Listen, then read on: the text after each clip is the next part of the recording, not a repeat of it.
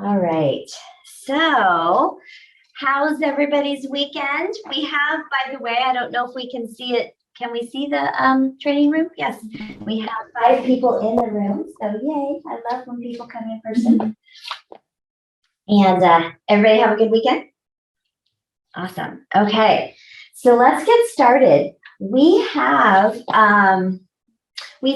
a lot of things happening in WhatsApp. I've been noticing lots of transaction questions going on. So let me ask you, so those of you on Zoom, give me a thumbs up. Those of you in the room, thumbs up, whatever, or thumbs down. Would it be helpful today if we talked a little bit about contract to close things and maybe different scenarios that could come up that you might need help with? If you have a specific scenario, pop it in the chat or just speak up. Would that be helpful today? Yes. Okay, I'm seeing lots of heads nod. Okay. So if it's not helpful, you had your chance to say no. Too late. Okay, guys. So I've been noticing that we're getting a lot of questions when it comes to, okay, I have the offer accepted. Now what do I do? Who's my TC? All of these kinds of things. Can anyone tell me where they can find the answer to that specific question? Toolkit. The agent toolkit. Toolkit, yes, it's in the toolkit. And what I'm going to do real quick is I am going to share my screen. And I want to make sure that you guys are aware of this. I think that most of you are, and I know we have a few brand new people, so I just want to make sure. Oops, let me find the screen again so I can share the screen.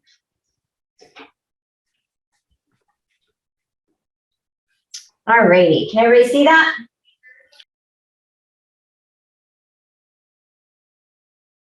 So notice here, I have a listing or an offer accepted. Now what? Okay, so this is a document that's going to tell you exactly what your next steps are. And notice it's going to give you the contact information of our amazing transaction coordinators.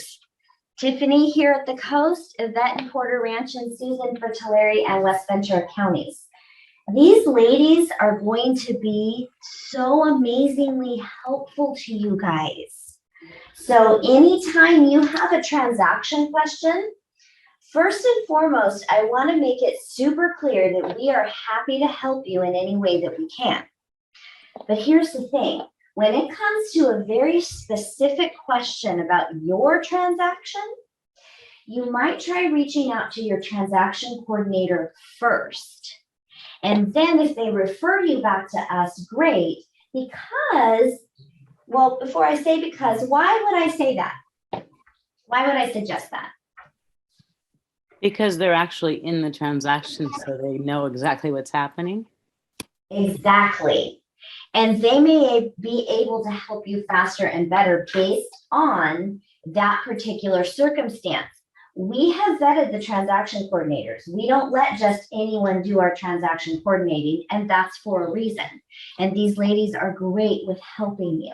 Okay, they've all agreed to help, especially you newer ones that have extra questions. That being said, we're still here for you. This is not at all to not help you, but sometimes there's better avenues for questions. Does that make sense to everyone? Okay, awesome. So that being said, let's talk a little bit about what happens once you open a transaction, okay? There's really 3 different timelines that are happening at the same time. Now, can anybody tell me what those timelines are, or one of those timelines? And those of you unmute, participate. One of the timeline is like you have 24 hours to put it in, no, 48 hours to put it in MLS, right? 24, 48. Okay, that's true. I should have been a little more specific about my question because you're absolutely right. That is a time frame that we have. What I'm talking about is there are 3 different timelines in that there is the agent timeline, there's the escrow's timeline, and there's the lender's timeline.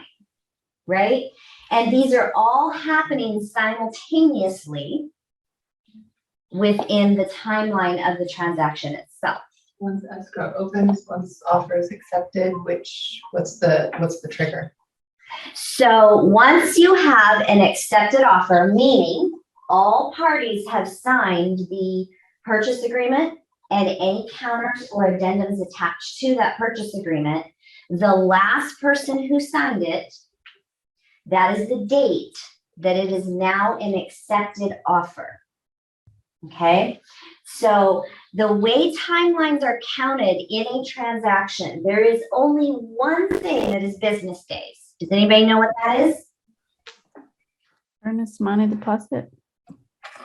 Earnest money deposit, exactly. That is business days. So if you open escrow on a Friday, you have till Wednesday. Okay. However, everything else within the transaction is calendar days.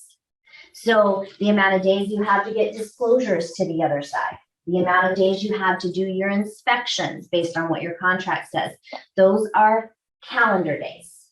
Okay, close of escrow is calendar days. You guys, most of you know, I always suggest that you write a date as close of escrow, not 30 days, not 45 days. What's the drawback to writing 30 days? Might hit a weekend or a holiday. Yeah. And so you always want to have your escrows aim to close in the middle of the week. Wednesdays is best because then you have a day or two if something comes up, if something happens in that 11th hour, the funder's getting ready to hit the button and they go, oops, I need one more thing. And I can't tell you how many times that's happened. It happens a lot. And if it happens to be on a Friday at noon and the cutoff is 1 o'clock, and now you've got buyers and sellers with moving vans loaded up, ready to go, and we can't fund and record, well, you've got some unhappy clients. So always make sure that you're giving yourself a couple days leeway. So always choose a date, preferably a Wednesday. There's only 1 week of the year you don't want to choose Wednesday. Thanksgiving. Thanksgiving. There you go. Let's do Monday that week. Okay. So once the timeline has started, so let's take this from the standpoint of the buyer's agent for a moment. So because there's really, if you think about it, there's 4 sets of timelines, right? Because you've got your buyer's timeline, your seller's timeline, escrow, and lending. So let's take this from the buyer's standpoint for just a moment. So everything is accepted. Everything is fully ready to go, fully signed. So as a buyer's agent, it is your responsibility to then get that purchase agreement, addendums and counters, anything attached to it, to the lender right away. Okay, that is the buyer's agent responsibility. It is the seller's agent responsibility to get that same information to the escrow officer. Typically, it's the seller's agent that opens escrow. Now, is there a law that says the buyer's agent can't? No. The buyer's agent can and should not without communicating with the seller's agent, because standard procedure is that the seller's agent opens it. Make sense? Okay. I do want to make a note while we're talking about opening escrow. You guys all know we have a local escrow company, right? Now, in 3 of 4 market centers, your local escrow company's name has changed. Has anybody heard about that? This is really exciting. Everybody know about this? It has changed to Opus Escrow, and we're really excited about that. And so I missed it. What did it change to? Opus Escrow. Nice. So in Porter Ranch, it's still Brahms Escrow, soon to be Opus Escrow. Okay, so we will all have the same name, which will be so nice, working under the same company. We encourage you as buyer's agents to write in Opus Escrow when you're writing an offer. Okay, it's so great to work with people that we are in contact with closely, right? And know that we can get our clients the help that they need. So write in Opus Escrow. It is an absolute limiting belief to think that a buyer's agent can't write that in. Because I know it's been customary that the selling agent typically picks who the title company is, right? But in most of our areas, we have independent escrow companies as well. So they are different entities. So as a buyer's agent, write in Opus Escrow, and then you could put seller's choice for title unless your client has a choice that they want to have, right? One thing we don't want you to do, we never want you to lose a deal over doing that. So if it gets countered out and you're not able to keep it in, that's okay. But we do ask that you at least attempt to write that in, okay? Then of course, if you have a listing, we would love for you to use Opus as well. Their fees are very competitive and you're going to get great service. And Jodi, it's, just a quick question if I could. uh-huh. Is Open Escrow the same people as Bram's in Porter Ranch, just the name change or? That's all that's changed is the name. Yes. And we may be adding people to the team, but which we would do regardless, right? So yes, just the name has changed. So we are very excited about that. And on this note, because we're going to be talking about lenders, I will be getting you information hopefully this week. Reach out to me if you need it before I get it to you. But we now have every market center has an in-house lender that is associated with us. And so we're super excited about that. And we've been working long and hard at interviewing the right people for that position. So we will be getting all of that information out to you guys soon as well. So we encourage you at least having your clients use them as a means to get pre-qualified and ask questions too. Okay, so back to our opening escrow, who does what? So then once escrow is opened, if we're on the buyer's timeline, the buyer has how many days to get the earnest money deposit to escrow? 3. Because yes, yeah. Don't have to hear it from the answer. Yes, 3. So again, that's the only thing that is business days. Okay. So what happens if your buyer says, Julia, I just absolutely can't get this to escrow. Can I bring it to you? Your office is closed or I'm in a hurry and can you take it for me? Absolutely not. No. You never, ever, ever, ever, ever, ever touch the earnest money deposit. Once your fingers touch it, there's now a whole lot of things that have to happen and can get people in trouble if not done right. So we just don't do it. I don't care how much they beg and plead. You're not lacking customer service by saying no. You just say, I'm so sorry, Mrs. Buyer. I really wish I could help you, but I'm not allowed to do that. But here's what I can do for you. I can let escrow know that you can get it to them tomorrow.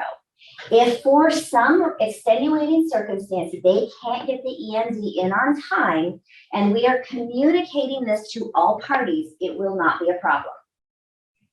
Okay? The key is communication.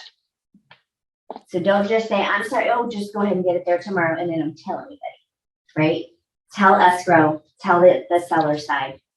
Communication is the key through this whole process, okay? Okay, so in that same timeline now, sellers have how many days to get the disclosures to the buyer?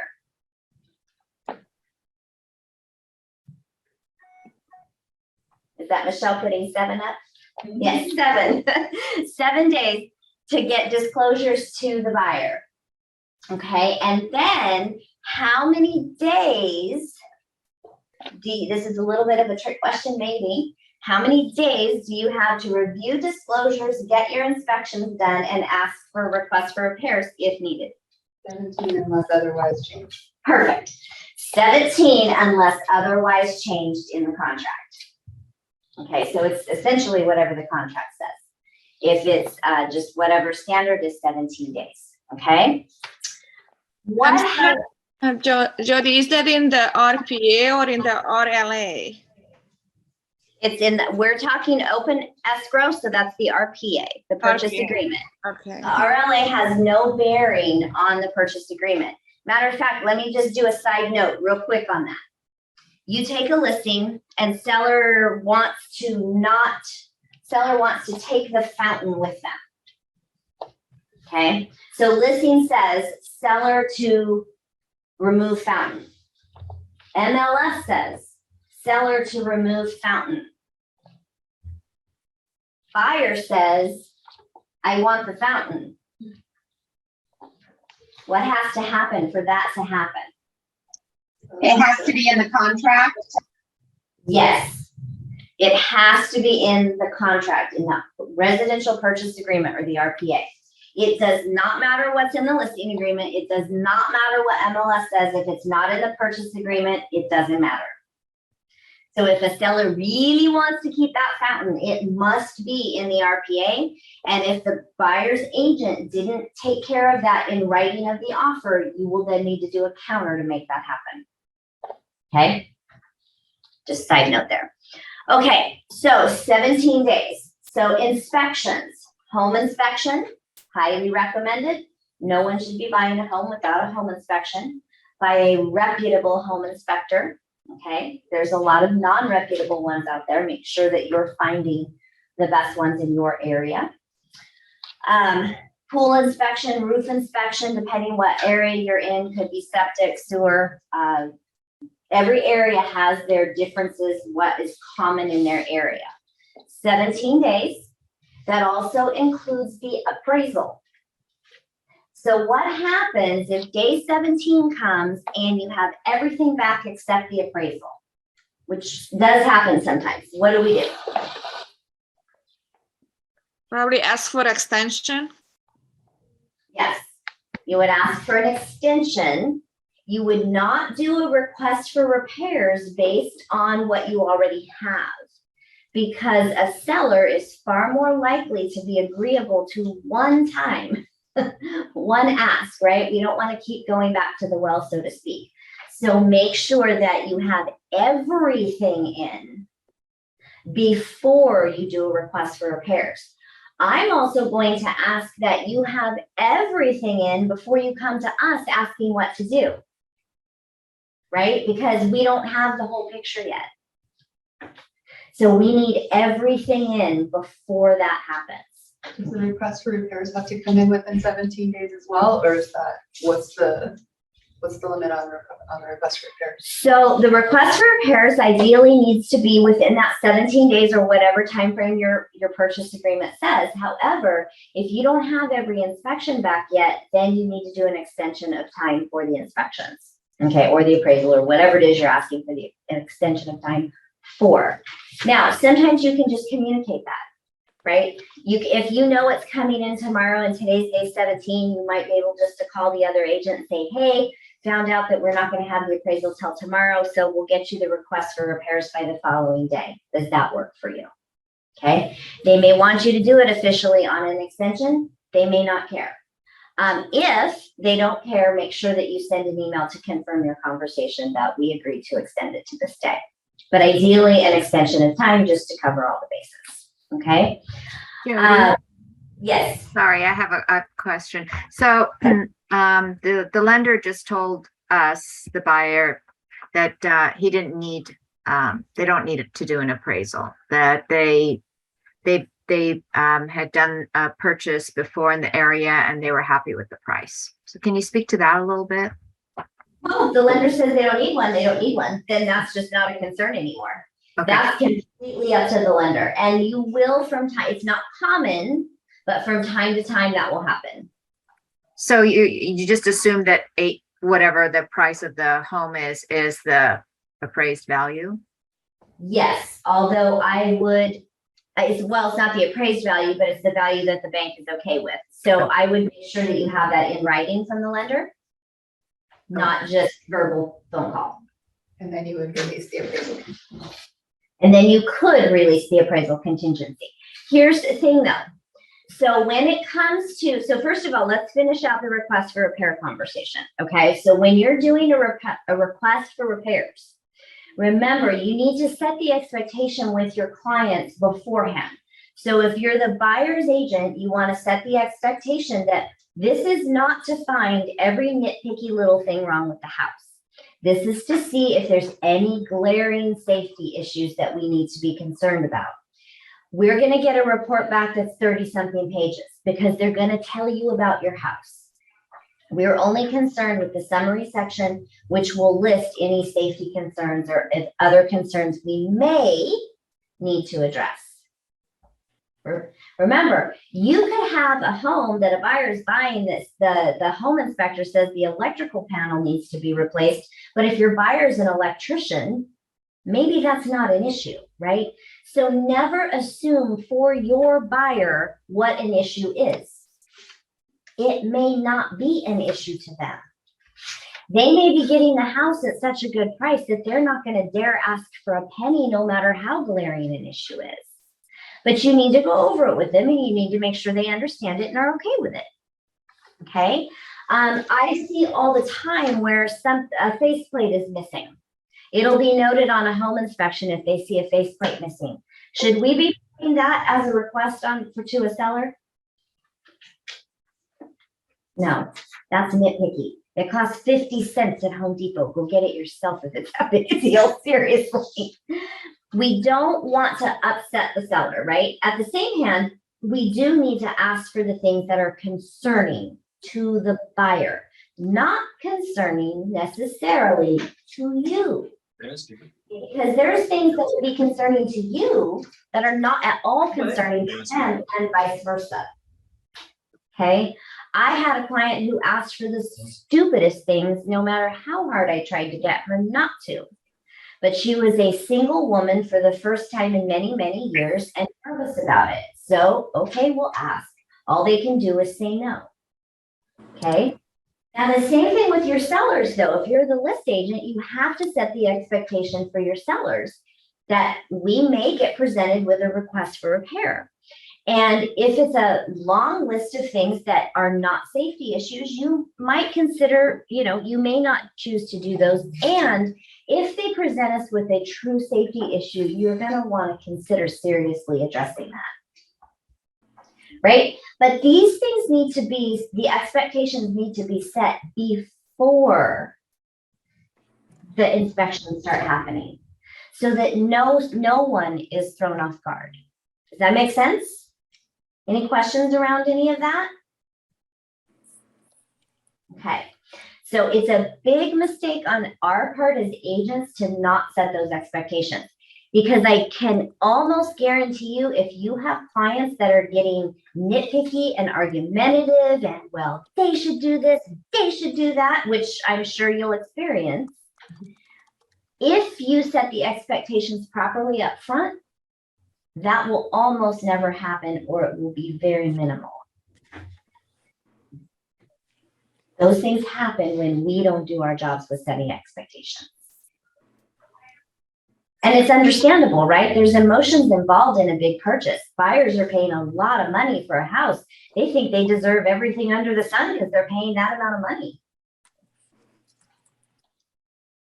So we got to be really, really careful with that. Okay. Okay, so once the seller is presented with a request for repairs, there's a few options, right? They can do everything, they can do nothing, they can do some of it, or potentially they can offer a credit to the buyer. Now, when offering a credit to the buyer for repairs, you have to know a couple of things. First of all, have they already exhausted their lender repairs? Their lender credits, because each transaction, depending on the type of loan it is only allowed to have so many lender credits. Usually it's capped at 3 to 3.5%. That's something you'll need to ask the lender of that particular transaction. Okay, so if a seller's already paying 3% closing costs and the cap is 3%, the seller can't offer credit for repairs. However, if none of those credits have been used, then the seller can offer credit up to that amount. And the way you do that is you do it on an addendum and you say seller to credit buyer X dollars toward buyer's prepaid and or closing costs. A buyer cannot be given money from the seller for repairs specifically. However, it's the same difference, right? That's how the lender wants to see it. That's how it'll go through. The same difference to the buyer, because now the buyer needs to take less money in to close. So that cash stays in their pocket. So same difference. So Jody, if the seller agrees to, or gives you a response to your request for repairs, and they're gonna take care of certain things, and on that response, they say, we're gonna credit you for this amount, is there an addendum that should be done, or is that the, Yes, you still need to do an addendum because here's the thing. The lender never sees the request for repairs. So that's why you can get away with asking for termite repairs when it's not on the contract. The lender doesn't see that. So in order for the credit to happen, it has to be on an addendum, which the lender will see. so is that done by the seller or by the buyer, or your TC takes care of that? It doesn't matter who does it. It can be done by either side. If the seller agreed to it and an addendum didn't come with it, then you as the buyer agent can do an addendum, or you can ask your TC to do an addendum. Keep in mind, the TCs will help you with that paperwork, but keep in mind, if you need it to say something specific, you're the agent, okay? So you still need to tell them exactly what to put on there if you want them to draw that up for you. Tiffany likes you to do it yourself. Okay, well, and that's okay too. At some TCs want you to do addendums yourself because of that, for that very reason, and that makes complete sense to me. Because you don't want, what you don't want them to do is misword it by total accident and have it signed by both sides. So addendums, I would recommend you do it yourself. Send it to, you can send it to the TC to have them send out for signature, but you'll want to type it up yourself. So if all the contingencies have been removed, then you still, I mean, is that still okay to do the addendum, or? Was the addendum part of the request for repairs before contingencies were Well, removed? no, it was just said that the response on it said that they will credit the, repairs for termite at closing. Okay, so what you'll need to do, and it doesn't matter if contingencies are removed or not, an addendum needs to be drawn up saying seller to credit buyer however many dollars toward buyer's prepaid and or closing costs. Do not in any way, shape, or form say termite or repairs, okay? It needs to say prepaid and or closing costs. Jodi, can it be like a percentage of a credit, like on a purchase price, or it has to be an amount? And how do you come up with this amount? It should be, it doesn't matter. It should be, I like an amount. I think that's preferable.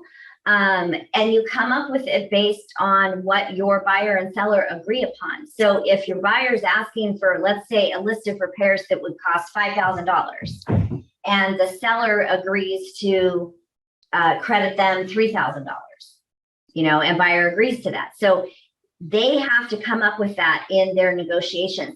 Keep in mind, guys, we are fiduciaries and we need to put our clients' interests first, right? And we want to make sure that they are treated fairly and we do our best job for them. But we also can't forget they are the buyer, they are the boss, they are the seller, they are the boss. So it doesn't matter what we want or what we think should happen. It matters what they want and what they negotiate to happen. And you help them with that. Now, it would be your job if you see something glaring on a report to point it out to the buyer, but it would not be your job to tell them they must ask for it to be fixed. You would ask, are you okay with this? Does that make sense to everyone? Okay, because there's a lot of things that we think should happen that they don't care.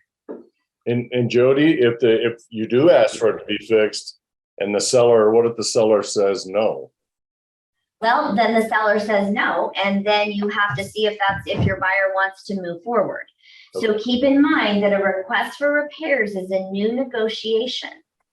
So part of how you deal with this is you find out in the beginning from the seller side, or before you ever even present a request for repairs.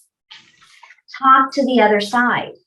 This is what my buyer's thinking. This is what they want me to write up. Have a conversation. sometimes things can be negotiated and figured out before you have to put it on paper to save a lot of time and headache.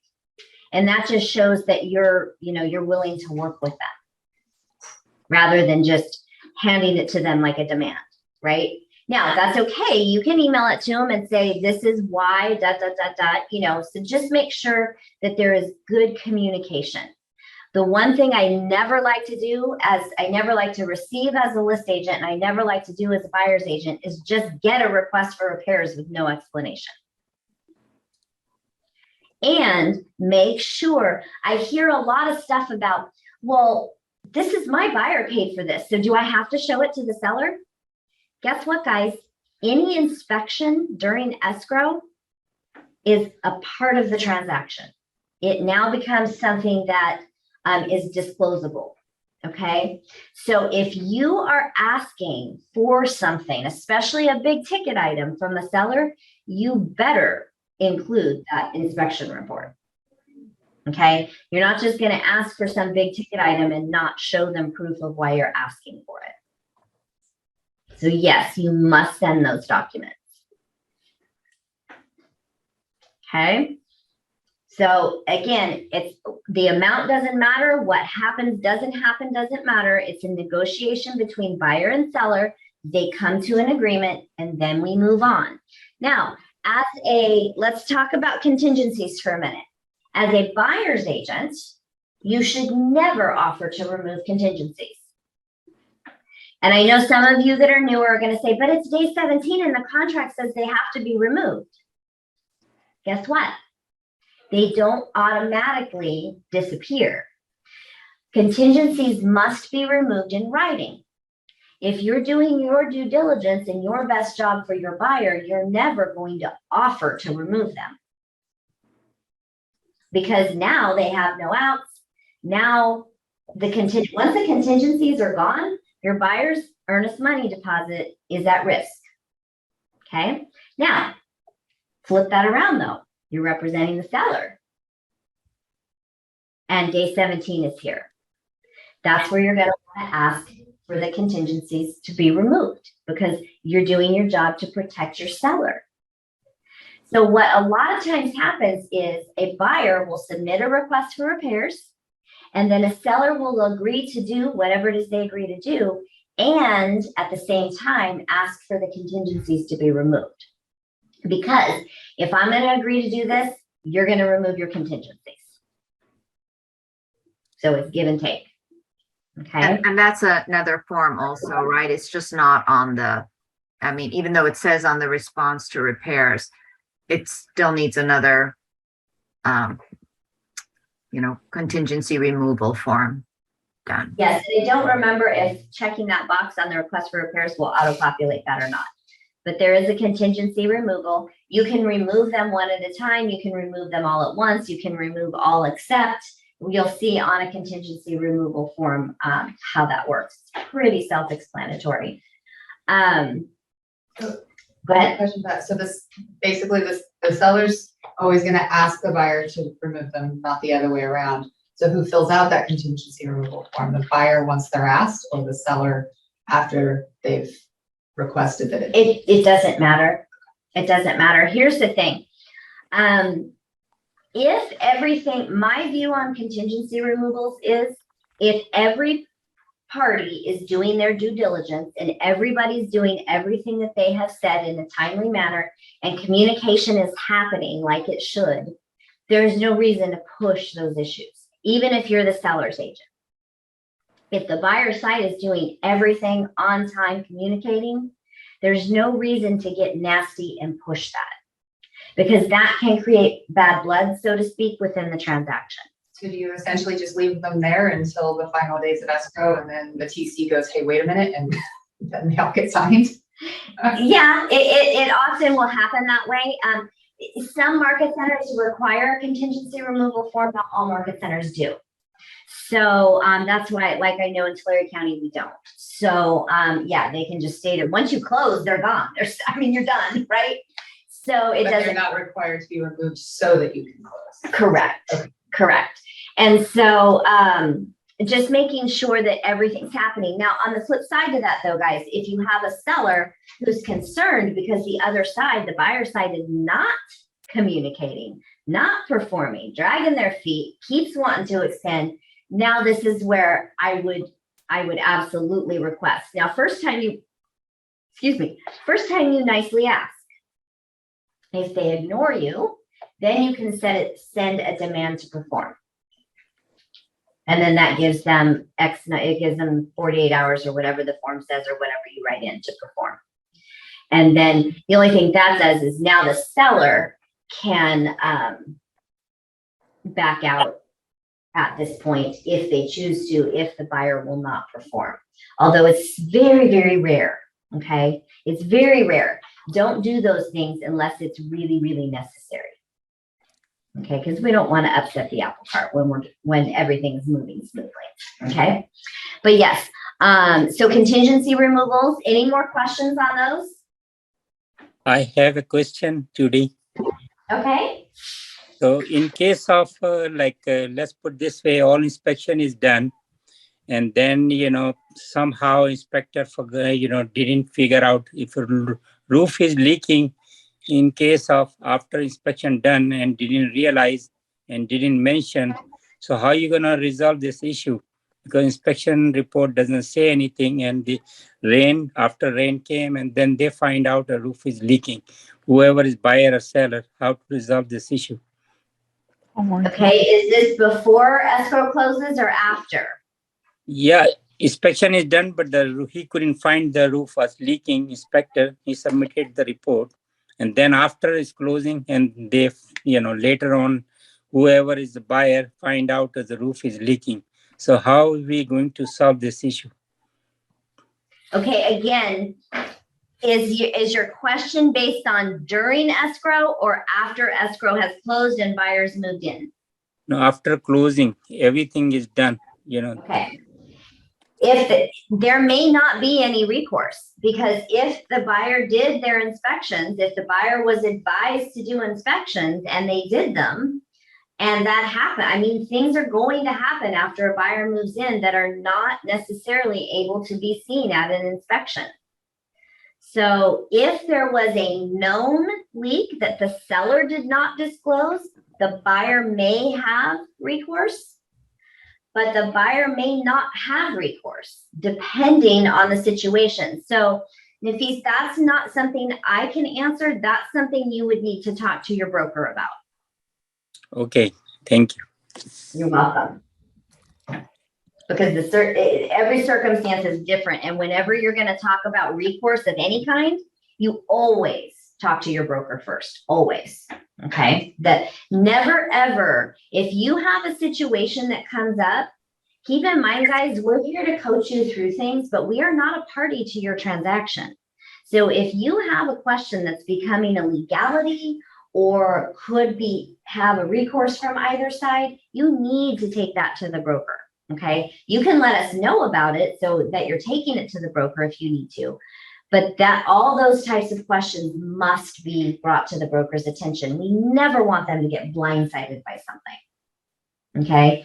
And I know the brokers in all of the market centers are very happy to talk to you and very appreciative not to be blindsided. So never be afraid to approach them. That's what they're there for. And we have amazing brokers. We really, really do. I've worked with 2 of them for way too many years to count. Okay. Okay, so contingencies, we're at the contingency removal. So once all the contingencies are removed, we've negotiated. Keep in mind too, one other thing, if an appraisal comes back and it has conditions or it comes back low, then that again is a new negotiation. The conditions would be part of the request for repairs and the price would be another negotiation. Okay, again, seller can come down to appraised value, meet in the middle, stand their ground. It's all a new negotiation. Okay. Once everything has been finished, the contingencies are removed, or maybe they're not, but everything is done. You're in a holding pattern until escrow closes. You're just waiting for the lender and escrow to finish up their things, okay? Before you can close. Now how much time do we have? Okay, so let's real quick back up because we just did the agent's timeline. So let's back up a little bit to escrow's timeline. So once escrow gets open, they're going to send you an open email. They're going to give you an escrow number. They're going to ask for the EMD from the client, and they're going to order a preliminary report. Okay. Once they get that, they're going to send that to you. It is your responsibility as an agent to read that report. Okay. They typically will ask you if there's anything, or will alert you if there's anything glaring. Here's the thing. If you're not sure how to read it, call your escrow officer. They know those things inside and out. Okay. They can let you know if there's anything glaring. It's very common to see easements. It's very common to see tax liens, normal things for that year. As long as it's within that year, it's fine. It's all handled at close of escrow. But if you see past liens or other types of liens, that's a red flag. Those have to be taken care of and removed before escrow can close. Okay, so there's a lot of normal things that you'll see on there that will just fall off and be fine at the close of escrow. The current loan, current taxes, easements, you can't do anything about those. They're usually utility easements. Okay, those are all normal and okay. But again, if you have any questions, please reach out to the escrow officers. They are happy to go over that with you. Okay, they're trained. Okay, so then once escrow is the neutral third party. Okay, so escrow is never going to tell you how to do anything. Okay, they're always going to refer you back to the lender, back to the other agent, back to your coach, back to somebody. They're never going to tell you what to do because they are a neutral third party. So basically, they handle all the money. They take all the money that comes in from closing. They disperse money at closing. Okay. But they will do the preliminary report and then just keep everything on track as it goes till closing. Escrow is typically who is going to contact your buyer to sign loan documents once loan documents become ready, and they will arrange for loan documents to be signed. They are also the ones who will give you confirmation of reporting. So in California, when escrow closes, we don't go to closing tables like some of the other states. We don't have attorneys, so we don't meet clients down there. Escrow literally gets confirmation of funding. Then as soon as they see it in the account, then they set it up for recording. If it's after a certain hour, it will record the next morning. And I'll talk a little bit about that here in a minute. Once they get confirmation of recording, then they'll email the agents and let them know, and then your escrow is closed and you can give the keys to your clients. Here's when you're not closed and when you cannot give keys. And this sounds like a no-brainer to say, and yet I've had it happen, so I have to say it. When the lender sends you an email that says, "Congratulations, your loan has funded. Thank you for working with us. We've enjoyed working with you." Don't misunderstand that for escrow is closed. That just means the lender's done. Okay. So speaking of lender, let's go to their timeline real quick. So once they receive all of the documents needed, they open up the file, they immediately order an appraisal. It is the lender's responsibility to order the appraisal. Okay. If you don't hear anything in a couple days, you'll want to touch base with them, make sure that did get done. Once the appraiser will then reach out to the listing agent for the listing agent to let the appraiser in. Okay. Everything else, any other inspections that the buyer chooses to do, it's the buyer's agent's responsibility to set those up and coordinate with the seller's agent. Okay. And a question I've had by a lot of people, it is best if the seller is not present during any of the inspections. You as an agent should not be talking to the appraiser. They usually won't talk to you. They don't like that.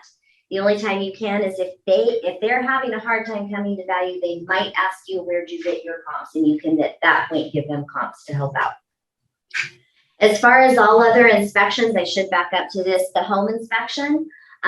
Usually the buyer's agent would let them in, let the inspector do their thing. You do not have to be there for the buyer's inspection. However, about 30 minutes before their time frame is done, arrange this with the inspector, you and the buyer would meet them at the house. A good inspector, the one I've used, Nate at Wynn, he will then walk the buyer through the house inside and out. He'll show them where the emergency shutoff valves are to the gas and water. He'll point out the GFIs. He'll basically show them a little bit of maintenance about the house and point out anything that's of concern. Here's what a home inspector will not do. And if they do, you need to fire them immediately and never use them again. They should not ever tell a client what they should ask for on a request for repairs. If a home inspector ever says, oh, you need to ask the seller to fix that, never use that inspector again. That is not their job. They have no idea if your client got the deal of a century and they shouldn't have to pay an extra dime. They have no idea if they're paying through the nose, right? They don't know the circumstance. That is not part of their job. Their job is to simply tell them about the house, point out any concerns, and that's it. Okay. Forgot to mention that when we talked about inspections. Okay, so back to the lender and the appraisal. The appraisal will be done. The lender will get the appraisal back. The lender will then reach out and say, we came in at value, no conditions, or they'll say what price it came in at. Oops, sorry about that. If it didn't come in at value, or if there are any conditions, they'll let you know. You'll very seldom see the actual appraisal itself. Okay. A buyer can ask to see it, but they usually don't just send it. The buyer would have to ask the lender for that. They will tell you what's on it though, and often will send you the page with the value and conditions. Okay. Well, again, once all that's done, you've negotiated everything and we're in a waiting period, what's going to happen is 3 days, or the lender will send out a CD or a disclosure. Okay. This is going to be the closing disclosure, and it's going to have all of the numbers for the buyer and seller, and that has to be signed by the buyer. And then 3 days after that is signed, the buyer can sign their loan documents. Okay. You need to set the expectation for the buyers and sellers that it's a 3-day process to close. Okay. Loan documents are signed on one day. It funds the next day, and it records and closes the 3rd day. Now, can that happen in 2 days? Yeah, I've seen it happen in 1 in a pinch. Don't ever set your client's expectations for that. Okay. That's why we close on a Wednesday, so that we have those Thursdays and Fridays in case something happens. Okay. So we didn't get to fund on that Wednesday. We can still fund Thursday, close Friday. So Okay. Jodi, does the lender usually involve the agent with all this documentation, or just goes to the buyer? Or So the closing disclosure will all go to, usually the lender sends that to sign. It can go to escrow to be signed. Escrow will take care of the signing of the loan documents. You do not have to be there for that. Agents are usually never there for that. So remember that your buyers are also your lender's clients. So there's things that they will be there and they will do for them that you will not. Okay, so just respect everybody's place in the process and know that you can make sure that documents got to escrow. You can make sure the appointment is made. You can confirm with your buyer that they'll be there, but that's not something that you're a part of. and do you ever call escrow and just say, is everything going okay? And do you need anything from me, or do you need anything from my buyer, or that's usually not done? Just being the first time, it's kind of, I just want to make sure everything's being done. You can, however, they're more likely to reach out to you if something hasn't been done. They are on very strict timelines. They're watching their files very closely. So that's really probably not anything that you need to do unless you have a red flag for something. But if you're just like curious, wondering, I'm sure everything is fine. Jodi, Uh-huh. So I worked previously for a team where every week on Monday or Tuesday, we had to send an email to the escrow company and to the lender for updates. And there was like 5 or 6 different questions that we would ask to make sure that we were on target for closing. That's what we did every single week. It was kind of a little tedious, same questions, same email format. And the escrow company, which was usually Opus, and the lender, they would respond, with where they were at. So I guess maybe some agents just really like to be on top of their escrows, and so nothing slips through the cracks.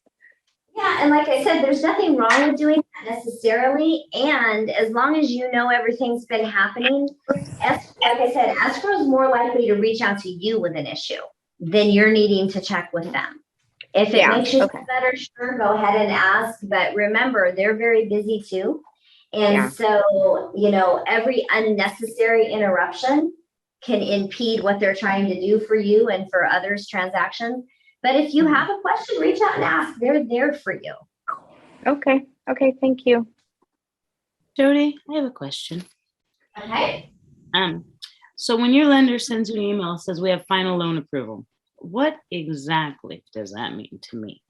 It means that all the boxes have been checked and basically they're just waiting to close. They're ready to fund. Cool. All right. That's exactly what I thought. I just wanted to make sure. So, and there is a difference between loan approval and final loan approval, right? Loan approval at the beginning means as long as everything happens as it's supposed to, we're good. But final means the process has been taking place and everything has happened as it's supposed to, and we're really good. Okay, so I know that was a quick nutshell conversation about the basics of a transaction. Any specific questions? We have about 5 minutes left. Any specific questions in regard to anything? Well, I'm sorry I interrupted before you had a chance to say that. No worries. You did it at just the right time. Any other questions? I have one question, just to clarify. So if an offer is accepted on Saturday and we don't open escrow until Monday, then everything starts running or counting from Saturday, right? From Sunday, yes. Sunday will be day one. Yes, Sunday, the following day is day one. So if it's accepted Saturday, day one is Sunday. Day one for earnest money deposit though is Monday. Perfect. But yes, remember it's calendar days. Yes, thank you. I have something. So I just remember, sorry, one of our office meeting, Jay actually recommended us to bring already order the preliminary report and just take it with you to the listing appointment. So is there that's what you recommend too before, or you just recommend it once you have an offer? I mean, offer. Where I'm from, we can't get prelims ahead of time because they cost money. They aren't ordered until escrow's open. I have heard of some areas where you can order them ahead of time, and if you can, that's fine. The only thing that's going to tell you is if everything is clear, right? And I've also seen it where prelims are ordered later in the game and something shows up that wasn't on the first one. So I'm not a fan of ordering prelims beforehand, not just to take to a listing appointment. What I usually will do for a listing appointment is order a property profile. Because the property profile is free from the escrow company, and it's going to tell you about the house. It's going to give you information that you need, such as square footage and rooms and those types of things. It'll tell you owner of record and that thing. So he may have been talking about a property profile. No, he was talking about the prelim. I think it's because it's good to know what is wrong with the property before you even go to the listing appointment or something like that. Well, actually, he said it Sorry to interrupt you.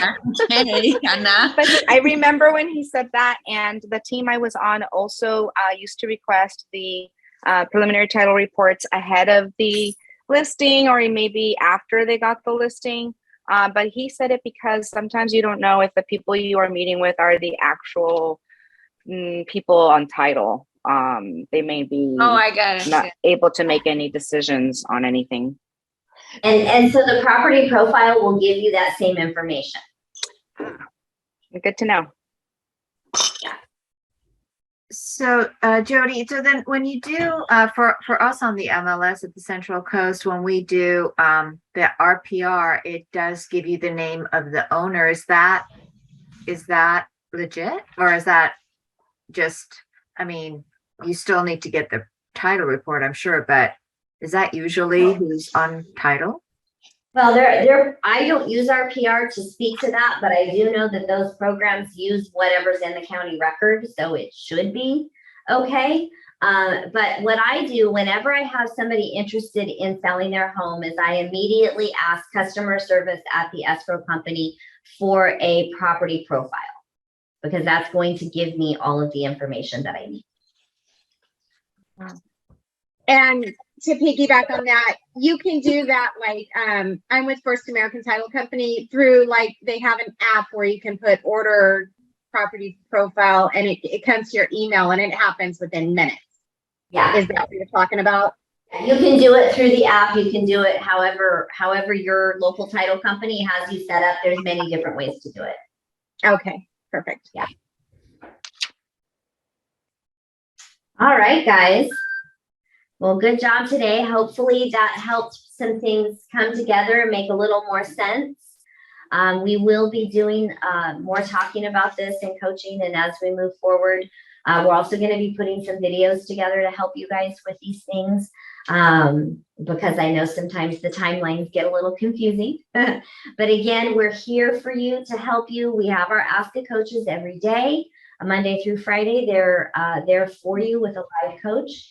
And don't forget, through the transaction process, sometimes there's other people that should be your first go-to, such as your transaction coordinator, the escrow officer, or the lender. We get asked a lot of questions about loans in process, and we can't answer those for you because we don't know what's going on with that. So those questions need to be directed to a lender, okay? All right, guys. Well, I'm great to see so many people here and people here in person. This is great. Over 20 of you today, all total. I love it. I hope everyone has a great day, and we'll see you at your various group coachings and throughout the week. Bye, everyone. Jodi.